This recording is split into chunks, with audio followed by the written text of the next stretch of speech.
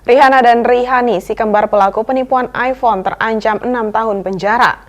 Rihani kini sedang ditahan Polda Metro Jaya dengan dijerat pasal 378 dan atau pasal 372 tentang penipuan dan penggelapan pasal 64 serta pasal Undang-Undang ITE.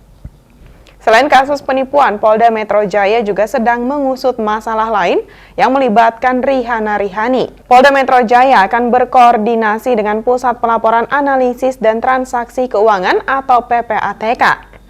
Direktur Reserse Kriminal Umum Polda Metro Jaya, Kombes Hengki Haryadi, mengatakan koordinasi tersebut untuk mencari apakah dalam kasus ini bisa dijerat pasal tindak pidana pencucian uang atau TPPU. Di sisi lain, saat ini kata Hengki, pihaknya juga masih melakukan pendalaman untuk memastikan jumlah korban hingga jumlah kerugian yang disebabkan oleh kedua tersangka.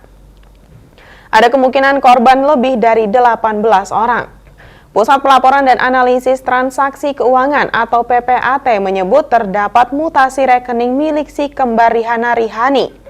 Tersangka kasus penipuan mencapai 86 miliar rupiah.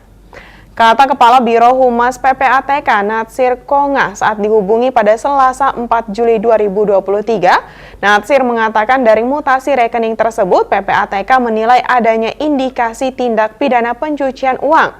Dalam hal ini PPATK juga telah memblokir 21 rekening milik si kembar Rihanna dan Rihani terkait aksi penipuan iPhone yang mereka lakukan. Untuk informasi, Rihanna dan Rihani menjadi sorotan karena melakukan penipuan jual beli iPhone dengan modus pre-order atau PO kepada sejumlah reseller dengan total kerugian hingga 35 miliar rupiah. Selain itu, keduanya juga dilaporkan melakukan penggelapan mobil rental. Polda Metro Jaya sendiri telah menetapkan wanita kembar bernama Rihanna dan Rihani sebagai tersangka atas berbagai laporan masyarakat terkait kasus penipuan pre-order ponsel merek iPhone.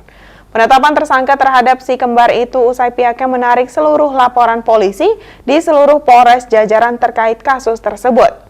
Rihanna dan Rihani diketahui sempat masuk dalam daftar pencarian orang atau DPO hingga akhirnya berhasil ditangkap. Keduanya ditangkap di sebuah apartemen di kawasan Gading Serpong, Tangerang pada Selasa 4 Juli 2023 pagi. Saat ini kedua tersangka telah dilakukan penahanan dengan dijerat pasal 378 dan atau pasal 372 tentang penipuan dan penggelapan pasal 64 serta pasal Undang-Undang ITE dengan ancaman hukuman penjara 6 tahun penjara. Jangan lupa follow Instagram, Facebook, dan YouTube kami untuk terus mengikuti perkembangan terkini berita Banjarmasin Post.